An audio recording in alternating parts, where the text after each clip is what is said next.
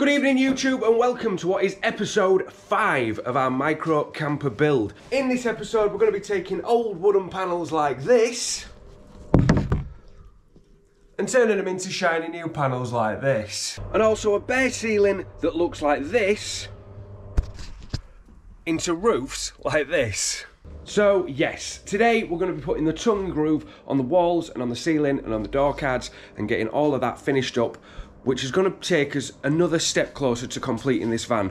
We're getting to the really fun stuff now, because after this we can start building beds and kitchen cabinets, and I can't wait to get onto that section of the build. So without further ado, let's just get on with it. Right, so we're going to attack the roof first. So to do this, obviously you're going to have roof supports going across here.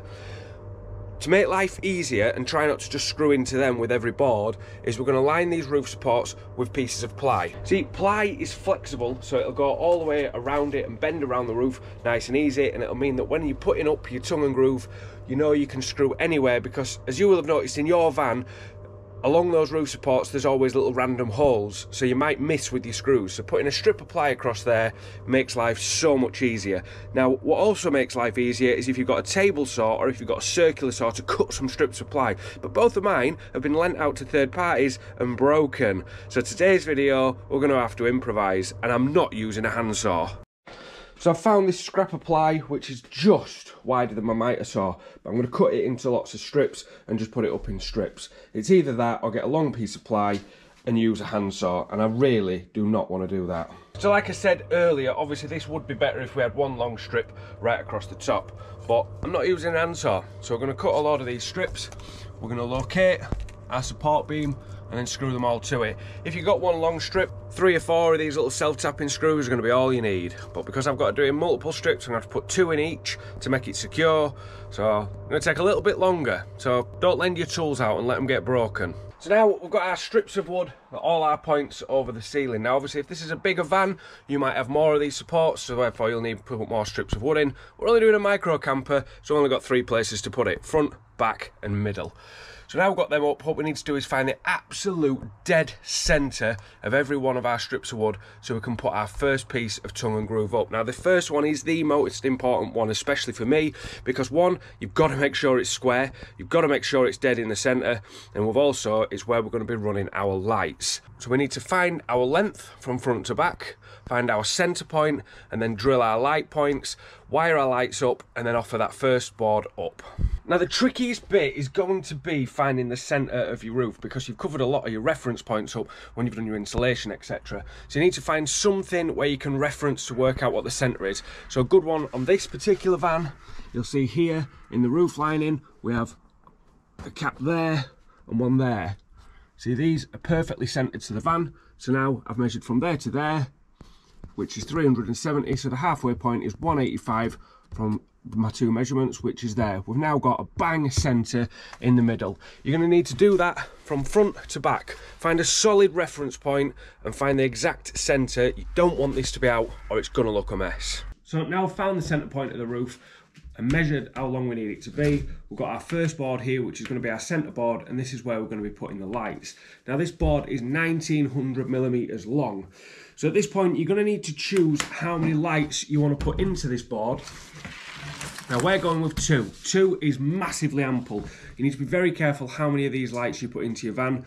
We've got 4 in a jumbo transit, and at night time when you're trying to chill, that is pretty bright. Now these particular lights do come with a little switch panel and a remote, and they can be dimmed, which is great, but I would never use this in the van because every single one of these remotes runs on the same frequency. So if you're ever parked up somewhere close by someone and they've got the same one, you turn your lights off, it'll turn their lights on. They turn their lights on, it'll turn your lights off.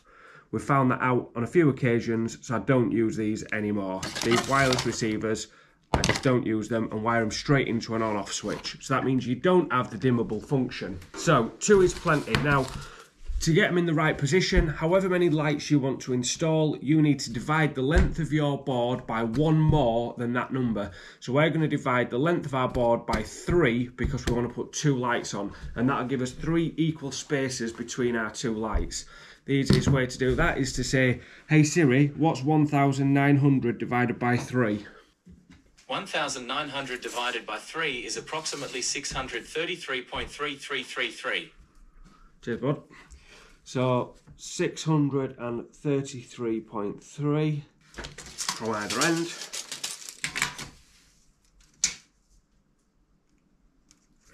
And that should leave us 633 in between. Bang on. So we put our lights on those 2 points there, and that'll give us a 633.3 space in between those lights, and they'll look nice and evenly spread out.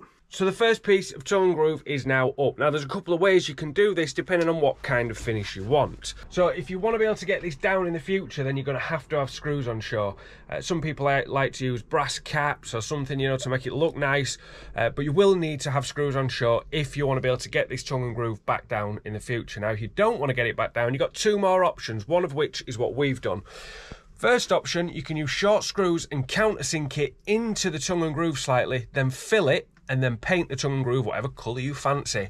That's going to give you a nice finish with no screws showing. Or the method that we've used is wood glue and panel pins. Now panel pins alone are no good, because what you're going to do is you're going to panel pin it all up, it's going to look wonderful, and the first time you go down a bumpy track it's all going to fall on the floor because the little panel pin ain't going to hold it. So you need to use wood glue as well, which is another great reason for putting in these wooden strips. This means we've got wood glue here, and you can barely see we've got two tiny pinholes where we'll put panel pins in there.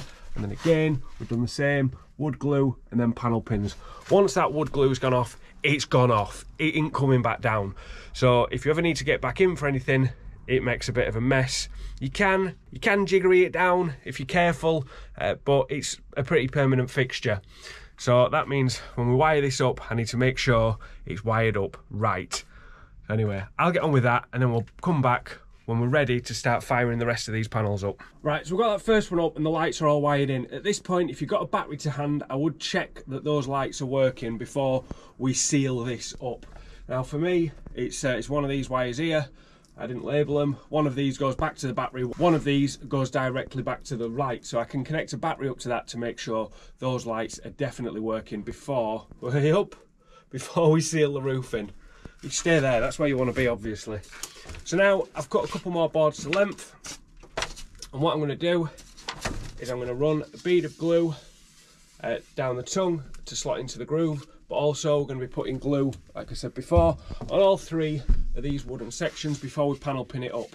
Obviously I've brought these planks in the wrong way around because I'm a plank, and just to make sure we get our glue in the right place on these bits, we'll offer it up. I'm just going to put a rough mark there and there, and then I know where the wood is, so I'm not just chucking glue randomly everywhere.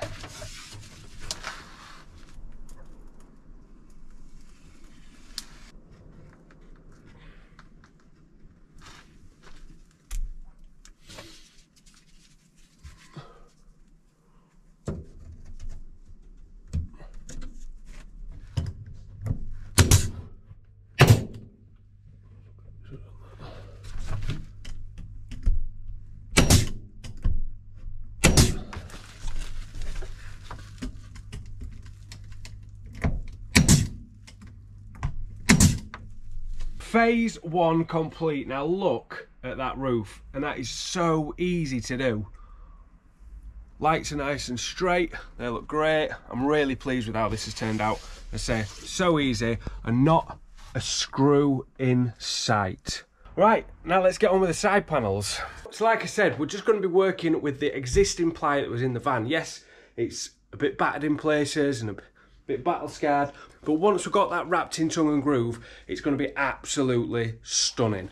So we're going to do the same as we did on the roof. We're going to start in the middle and work out. Usually if I was doing this on a flat wall, I'd start at the top and I'd work my way up. However, because as you can see, this has been on the van and it's already been curved to the shape of the van, we want to start in the middle and let the tongue and groove follow the shape of that, okay? And that way we're going to hopefully keep as much of that curve as we can so we can get it back on that van wall. So we need to find our centre and then square to make sure we're absolutely square so our boards are not tilted. and then just start working our way out like we did before. And this one again, we're going to glue and panel pin it. However, because we do want to get back into this just in case, where it was originally screwed on, we're going to back screw through that and leave a hole, and then we're going to put screws through and cap them in the end. All right, so we don't have any straight edges for me to use this square, but thankfully we do have this line where the silicone used to be. These wheel arches were sitting perfectly on the floor, so that means that is a square edge that we can use. So what I'm going to do now is roughly measure up to the middle from there. I think this is close enough, so we'll go 300 from there, 300 here, 300 there, and that's where we're going to put our first board. We've got a couple cut ready, and we're going to let these overlap very slightly. So these are going to overlap the board either side very slightly, and we're going to trim these back when we're ready. We're better to have them just a slight overlap, and then same again, we're just going to glue and pin.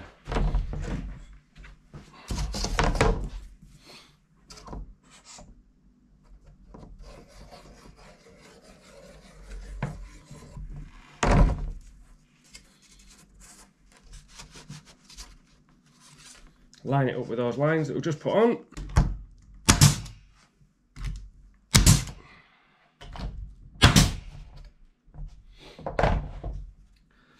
And now we're going to repeat that step all the way up and all the way down. There you go. As you can see, we have something that semi-resembles what we had in the first place. All we've done is just glued and nailed all those pieces to that. Obviously, it's not going to fit in the van like that. What we need to do now is let that glue go completely off, and then there are two ways we can attack this now. One is with a router and a trim bit, but most of you are not going to have a router or a trim bit, so we're going to do this with a jigsaw, because I think most people will have a jigsaw lying about in the garage. So we're going to trim round as close as we possibly can to our original board with the jigsaw, and then with a sander we're going to finish it up. Now a router and a trim bit is a better option. You would still trim it nice and close with the jigsaw, but what the trim bit does is it has a ball bearing that sits against the ply and cuts anything that is past the ply to the exact length of the ply. As I say, most people won't have a router. If you have got a router and a trim bit, then you don't need me to show you what to do there. So we're going to try and do it with the jigsaw. We are now ready to start jigsawing. We have got I've done a full side of the van. So we've got the side panel for the rear. That is a rear door top panel, rear door bottom panel, and the side loading door panel there. We've got all those ones glued up now. They've been sat a while now waiting for the glue to go off, so now it is time to get that jigsaw out and see if we can't make them fit again.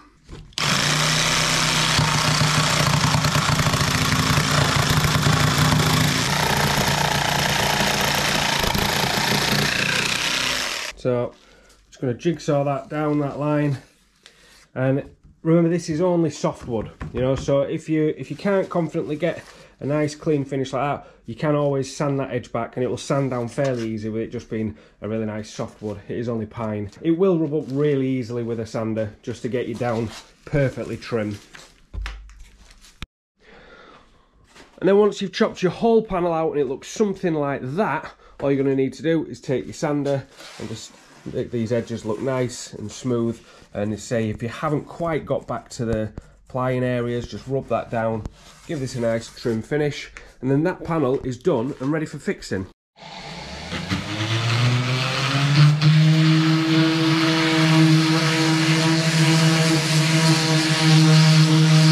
Right, so this panel is now ready for putting back up. Now, there's a few ways that you're going to be able to do this.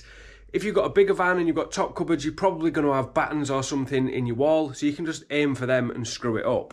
However, we don't have a bigger van with no top cupboards, so we haven't bothered battening the tops up, but there is another way we can do this. Originally, these panels were screwed up to the wall, so if we now flip this over, we can see the screw holes. We know we've already got a corresponding fixing on the van for these screw holes, so we can back drill through the board, so then we've got a pilot hole to put our screw back through to fix into the van. Tongue and groove installed. Now I've got a few last things to address before we end the video.